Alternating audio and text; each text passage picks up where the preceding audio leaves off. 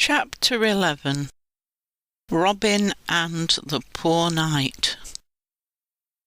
Into Sherwood Forest rode a tall knight. He was on a fine black horse that was well cared for, but looked ragged and shabby. He was on his way to an abbey near Nottingham. It was a visit that he would have liked to avoid, for he owed the abbot a great amount of money, and he was quite unable to pay his debt. But he was an honest man, and he was going to confess that he could not pay.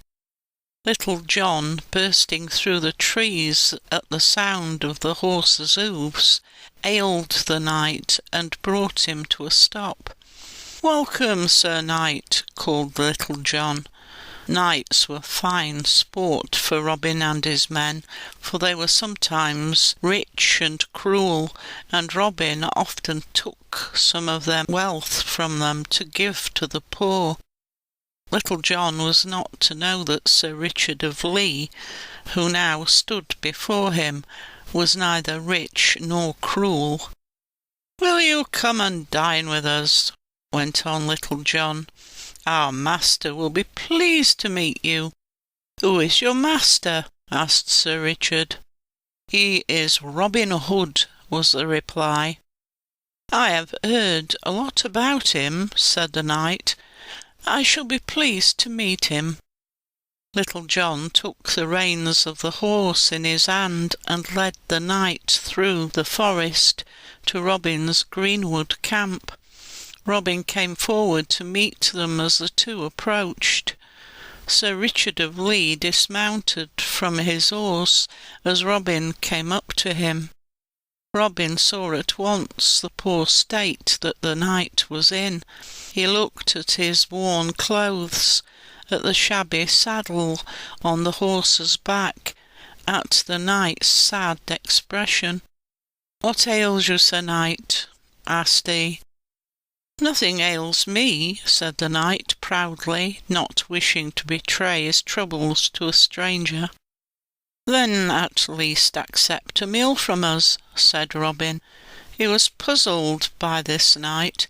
Usually well-mounted travellers had money that could be taken for the poor.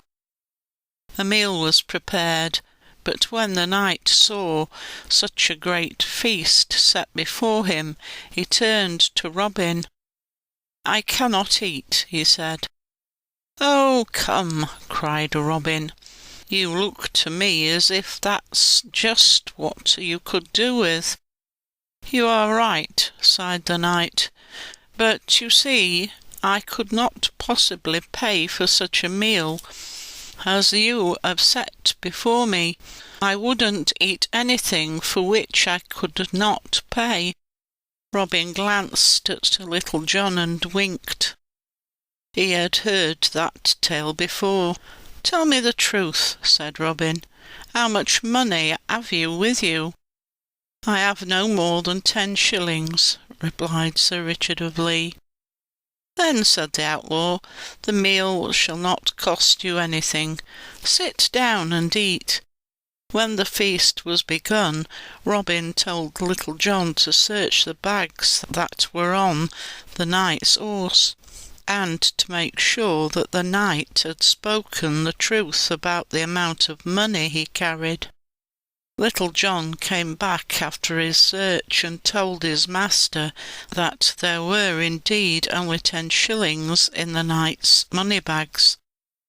"Tell me, good sir," said Robin, turning to Sir Richard, "how is it that you are in this sorry state?"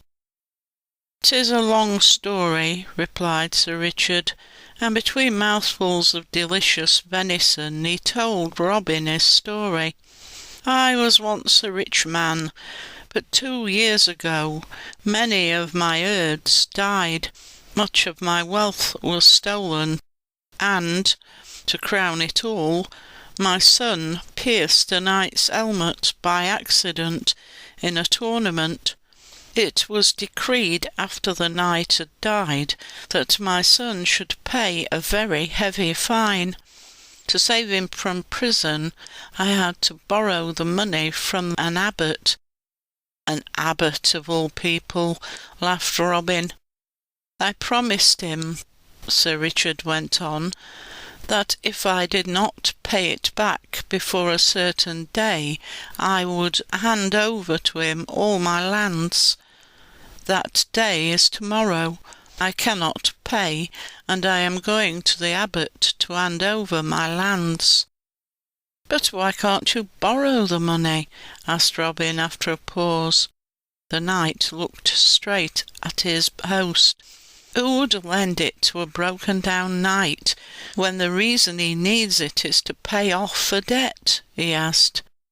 Robin was silent for a moment. "I believe your story," he said at last. "It is a misfortune that might have come to anybody. You must go to the abbot tomorrow and beg him to give you more time to pay."